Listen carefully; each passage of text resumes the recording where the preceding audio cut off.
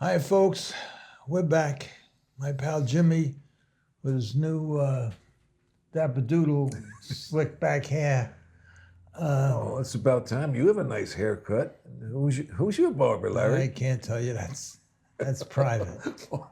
Okay. Anyway, what we're going to do today is we're going to talk about answer some of the questions that came in. I had many phone calls and emails asking questions, which I'm glad because I skim right through these stories. There's so many that I leave out, and some of these questions that I answer from time to time will fill some of the gaps. So I put the first three together because as I am explaining, they kind of intertwine. So Jimmy will take over from here, and then I'll try to answer these questions. Okay, Larry. This is from Joseph Panettiere. He wants to know who Cabert was, Larry. According to the book and the podcast, he was a bad guy, but someone I've never heard about is his question. He never heard about him. And what's the next one? From Uncle D about any stories about Herve Filion stories. All right, and this one. I'm gonna combine these. And the third question is Charlie from Brooklyn. How did a harness horse trainer, driver like yourself get involved with John Gotti? Okay, them three questions are one of many that I got, and the reason I put them three on top was because they kind of come together. 1 second, Larry. Just so everyone knows, you can always hit your email below and hit like and subscribe. So I'm sorry, Larry, to interrupt you, but that had to be done. Yeah, they keep telling me to do it. I forgot. Anyway, so let's start with Joseph's question about Cabert. I didn't know about Cabert when I first met him. I met him at Freehold. I think it was in 1971. And that's another thing. These questions that I'm answering, they took place 50, 60 years ago. So I think I'm accurate in the years and the times and everything, but it's been a long time ago. But let me tell you about Cabert, and this was something I didn't know when I got involved. And I'm gonna read it because this is what I didn't know. Cabert, his real name is Robert Bisaccia. He was born in April 1935. His criminal record dates back to 1958. And by the 70s, when I became involved, he was considered a ruthless mobster connected to the Gambino crime family.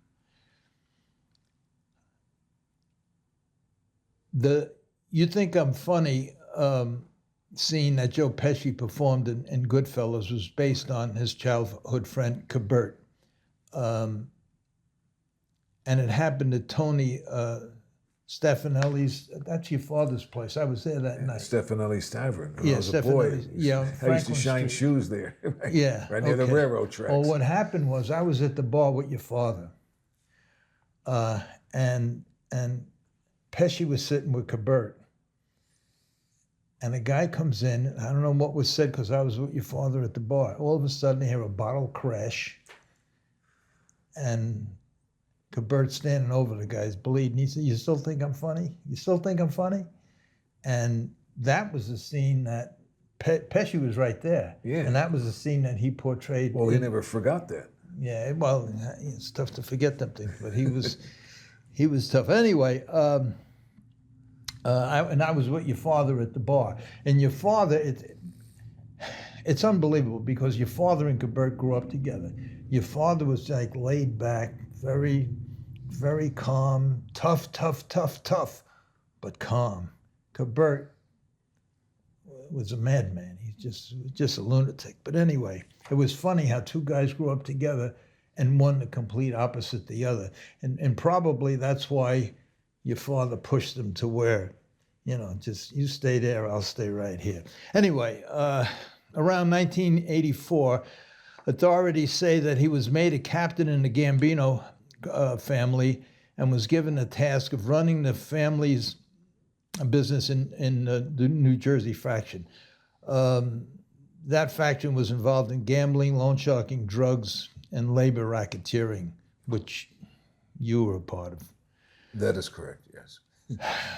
By the 1980s, Gotti was the new boss, and he and Cabert got along great. According to Gambino, underboss Sammy the Bull Gravano, Gotti selected Cabert to be the shooter. A lot of stories about that, because he found him very nervy and good with a gun. The victim was found days later with 5 bullet holes and one between his eyes. In April of 1989, Cabert and his crew were arrested and hit with various racketeering charges. He was charged with conspiring to burglarize the northern offices of New Jersey Attorney General's Organized Crime Task Force and destroy the evidence that was against his crew. Yeah, unbelievable. And his crew was found guilty. Cabert was sentenced to 40 years in prison for that, which was later reduced. But thanks to the testimony of Gravano, Sammy the Bull, Cabert was sentenced to life. Right, that was the nail in the coffin when. Yeah, well, that was for the. Sammy the Bull testified. Yeah, because he testified that Cabert murdered the one that Gotti. Right. Guy put the 5 bullets in. And then they say Cabert didn't have a lot of good qualities, which I learned. He lied, stole, and was said to have committed 17 murders throughout his life. But when it was time to pay the price, he stood up, he did his time. Well, that was Cabert, and that's what I didn't know about him when I got involved. But once I got involved, there was no getting uninvolved, so that was it.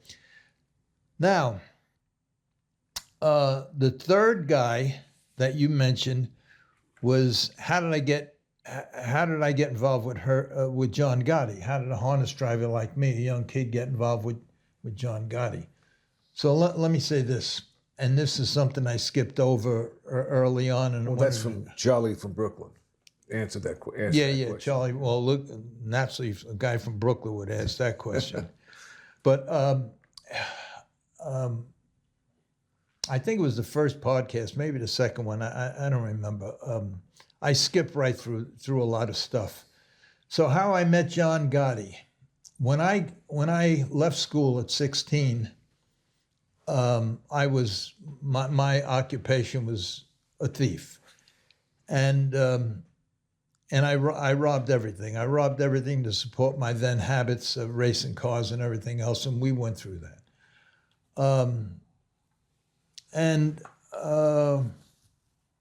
The first job my mother put me in to try to teach me a lesson was with my Uncle Pepe. He ran the docks on West Street. And they fitted me with a pea cap and a pea jacket and a hook.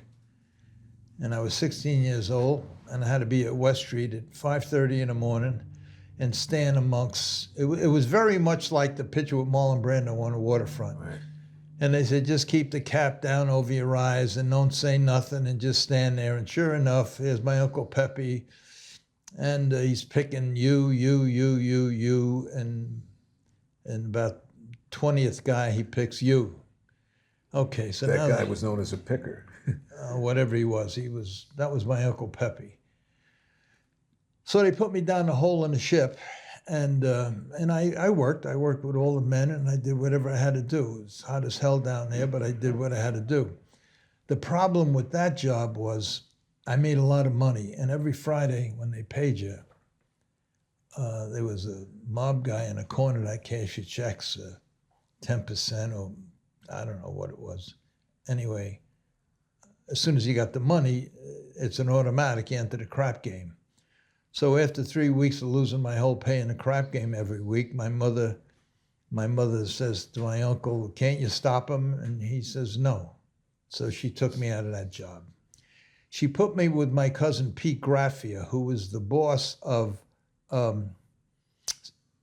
Mid-State Spectre in Maspeth.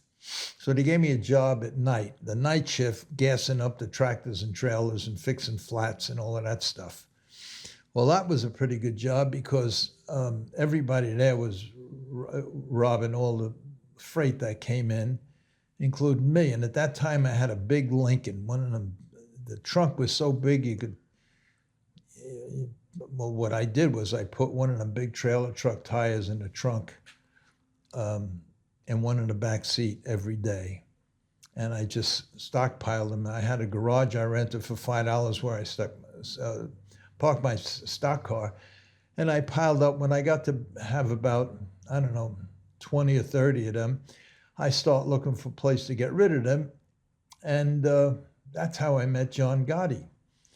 I lived in Jackson Heights in Corona. He lived right down the road, right in Rego Park, I think it was. And we was 16, 17 years old, but he, and actually back then you knew where to go. Everybody knew where to go. Even though I basically was a loner, you knew where to go. So somebody told me to go see him, and sure enough, he knew some people that had trucks, garbage trucks and stuff. Anyway, he got rid of them for me. And it wasn't too long after that, about 2 or 3 weeks after that, my cousin calls me in and he says, tonight there's going to be three trail loads of Cuddy Sark whiskey that are coming in. They're going to stay here for a week. Put them in that secured area and lock them up and just gas them up and then put them in there and lock them up. So that's what I did. So I got a hold of Gotti. And I says, you know anybody who'd be interested in Cuddy Sark whiskey? And he says, yeah. He says, I have a couple of friends that have catering halls. So I robbed the 3 trail loads of Cuddy Sark whiskey. I think I got 1,500 a piece for them. I'm not sure. There were 1,100 cases in each truck, and he got rid of me. So anyway, that's how I met John Gotti. Now, later on, this is all going to come together. That's why I asked for these 3 questions to be put together. So that's how I met John Gotti. Now, we'll go to Herve Filion. I don't have to say Herve Filion, right? Yeah, I don't have to say much about Herve. Herve. That's from Uncle D. Herve, Uncle D wanted to ask that question, Larry. Yeah, I don't know what D stands for, and I don't know what uncle is, but I don't think he's my uncle because the only Uncle D I have is dead. Anyway, let me tell you about Herve Filion for the people that don't know. He was born in Quebec and started driving at the age of 13. Hit his stride during the heyday of harness racing, winning his first 16 national dash win titles in 1968. In 1971, he passed Hall of Famer Billy Houghton, to become the winningest driver in the history of the sport, a title he would hold for 41 years. In 1976, at the age of 36, he became the youngest inductee in both the United States Racing Hall of Fame and the Canadian Racing Hall of Fame. And for many years, he was the winningest harness driver with 15,179 wins in 82,000 starts. Jeez. But unfortunately, all of that kind of ended in 1995 when he was charged with fixing races at Yonkers Raceway as part of the scheme engineered by the guy who was setting a lot of things up back then in Yonkers and Roosevelt, Danny Kramer. He ran a multi-million-dollar gambling ring, and Herve's license was revoked. On June 18th of 2002, after a 7-year suspension, Delaware racing officials finally granted him a license, followed by Pennsylvania. All the other states denied him a license, including New York. Now, Herve was a good friend of mine. We raced in hundreds of races together. And I could tell you this about Herve. He was unique. Like Billy Houghton said a long time ago, there's bad drivers, there's good drivers, and then there's Herve. And that was very true. This guy did things on the racetrack that I never seen before. And one time, I never forget, I was last, he was next to last, hopelessly locked in on the rail, and I was willing to move over and give him room to get out because I was all done. And all of a sudden, he just started coming through and bouncing the bike, because don't forget the wheels on the sulky are five feet apart, just bouncing the bike from side to side, trying not to hook the guy's wheels, and just kind of got through the pack and wind up winning a race. He did things on a racetrack were unbelievable.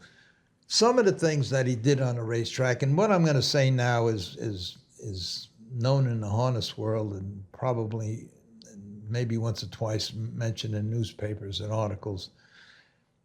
Herve was, he had the same problem I had. He was a sick, degenerate gambler that didn't think he could lose at anything.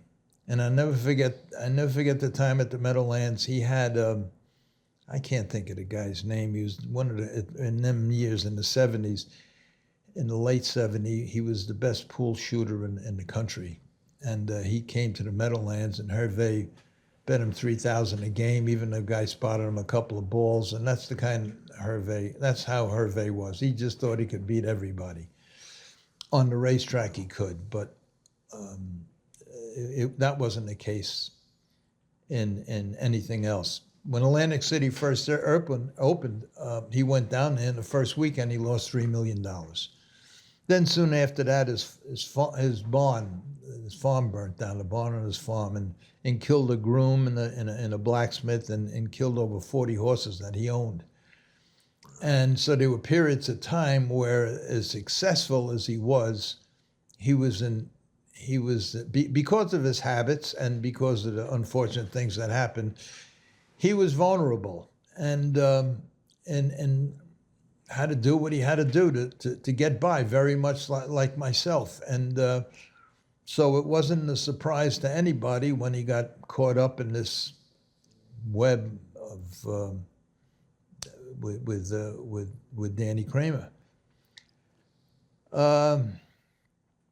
I could tell you this about Herve too, that anybody could win a race with the best horse, but try to finish, name your position, try to finish third, fourth, or fifth with the best horse and make it look good.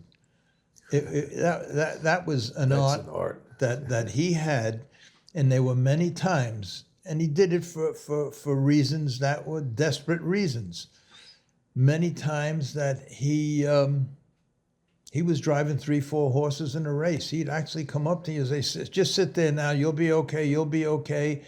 And I'm not the only one that could tell you that. He was just unbelievable. And I guarantee you, at the time he retired, he was probably the leading driver. There's 3 or 4 guys past him by now with over 15,000 wins.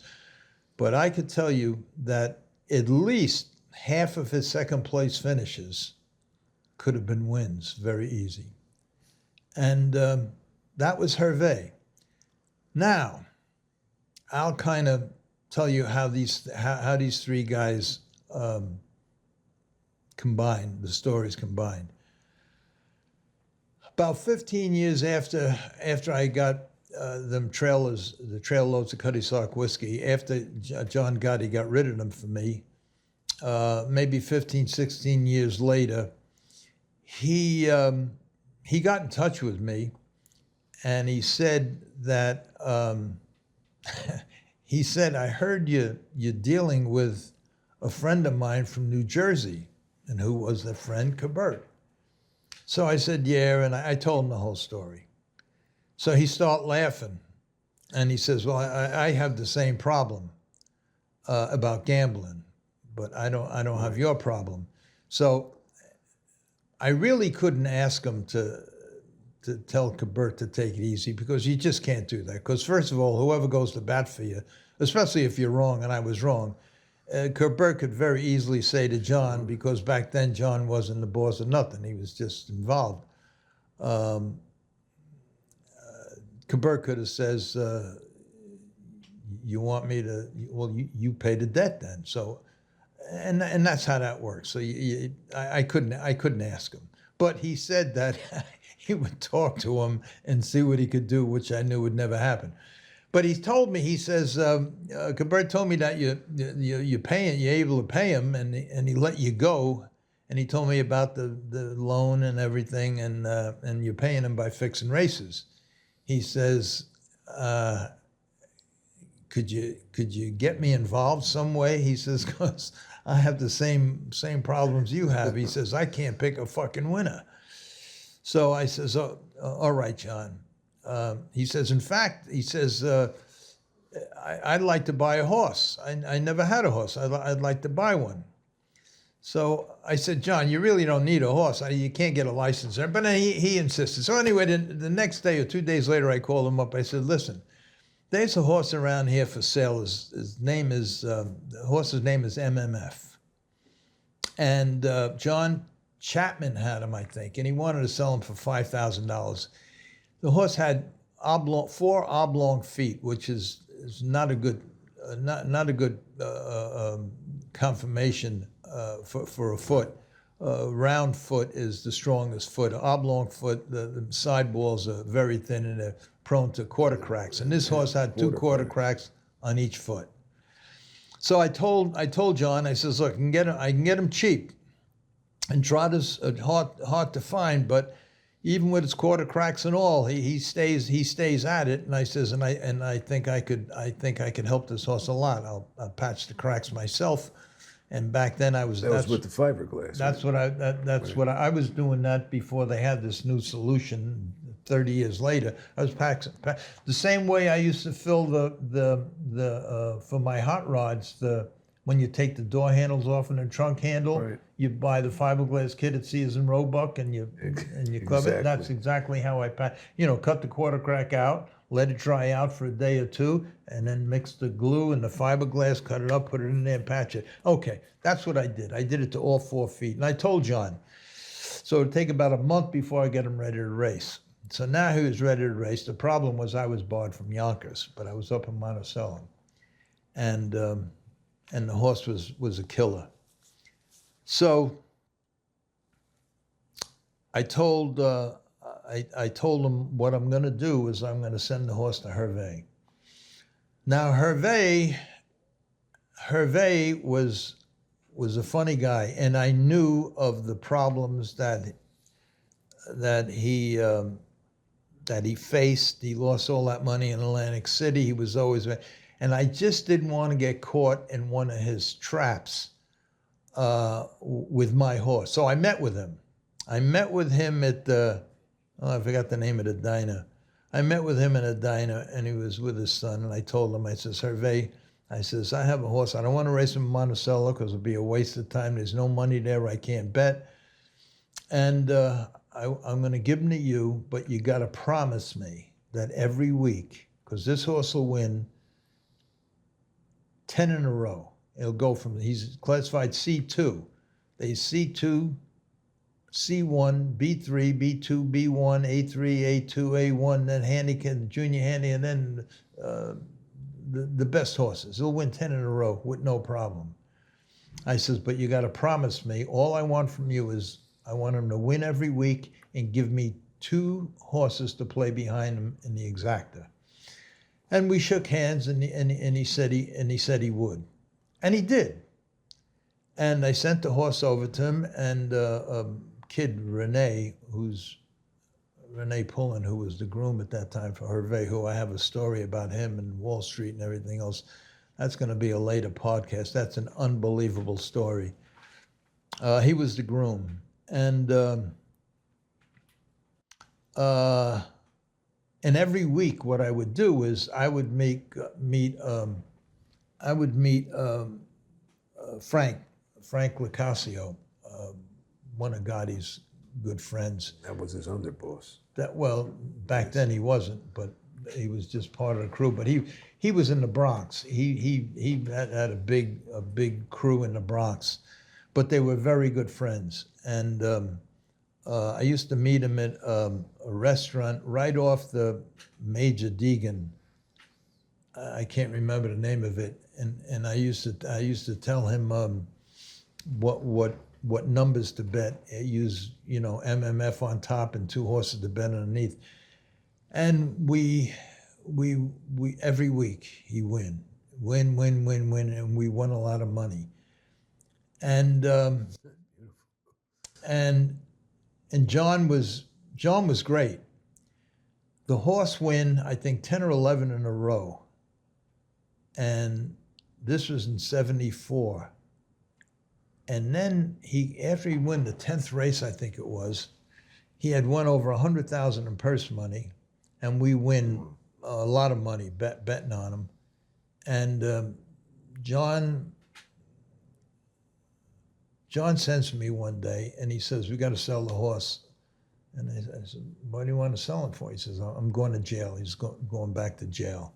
And I think it was 74 or 75, something like that. He was going back to jail. So we sold the horse. I raced the horse under my mother's name, but it was John's horse. And we sold the horse to Gary Lewis, another trainer driver, and he took the horse, $100,000. Took the horse to Florida, Pompano Park, and something very unfortunate happened to both the horse and Gary, because Gary's a great guy. He swam him. He was afraid of, he wanted to protect his feet, and he swam him in the pool, and the first day he swam him, he drowned. Oh, no. And that was sad. But anyway, John gave me half of everything. John gave me half the selling price. He gave me half the purse money, and that's what he bet he kept, and what I bet I kept. Now, he was a man of his word. John was really a good guy. I mean, he played the part he had to play for the life that he chose, but he was a good guy. And the part that he flaunted everything. Let me tell you something. They knew as much about Carlo Gambino, who hid away, who was the lowest key guy ever. They knew as much about Carlo Gambino as they did about John Gotti, who flashed everything. So what's the difference? They knew. So why not be yourself? And that's how I feel about that. So the guy who always was hiding and never went out, never spent a quarter, they knew as much about him as they did about him, and they both did the same thing. So anyway, all right, now to put these three questions to bed, what happened one day, we sell the horse, and I was in the Brown Derby one night. It's a nightclub in Brooklyn. I think it was on 4th Avenue, 90th Street or something like that. Brown Derby. That was all the mob guys used to go in there, and across the street there was, I think, Sammy's place. Anyway, some guy comes over to me that I saw around John a couple of times, hanging outside the club, and 1 or 2 times. Anyway, he comes over to me in the Brown Derby, and he says to me,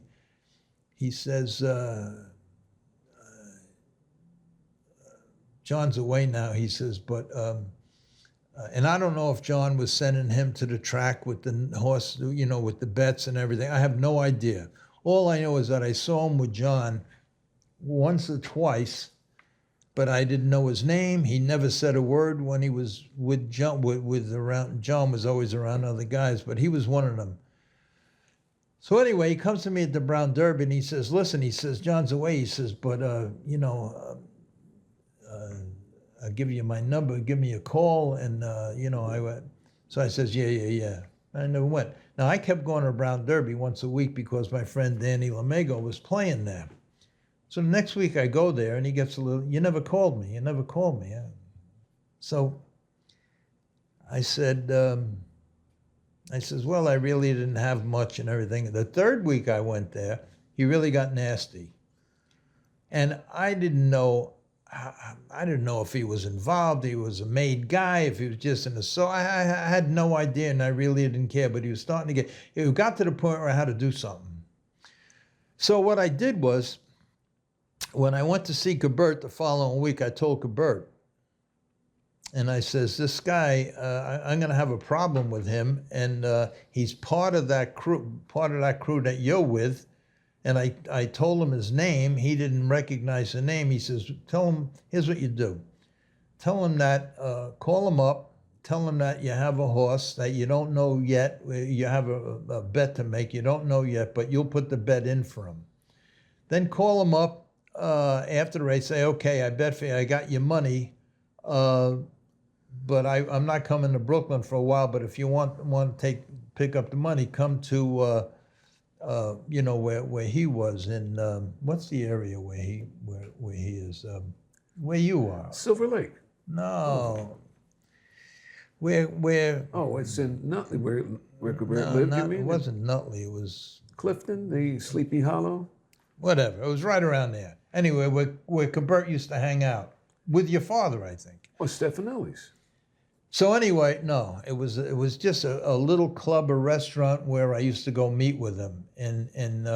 I can't. Well, Cabert had his own club. It was Yeah. on Franklin Street. It was Right. across the street from Okay, Stefanelli's. so that's where. So that's where I had to It tell was him. his club. So anyway, I tell him, I said, you want to come meet me there? So sure enough, that night he shows up. And Cabert says, when he comes in here, just walk him to the back room, Right. which I did. Because he had a back room there. I That's walk right. him to the back room. He says, as soon as you walk to the back room, you leave. Walk out. And that's what I did. And that solved the problem. I never saw the guy again. I never heard from the guy again. And and I never asked. I just never, that was the end of that. So that's the story of How those... Cabert, Herve, and John Gotti all roll into one. And that's it for today. Also, Larry, I want to make sure the viewers know, if you like what you hear, please hit subscribe below and hit like. And have a good night. See you. Good night now.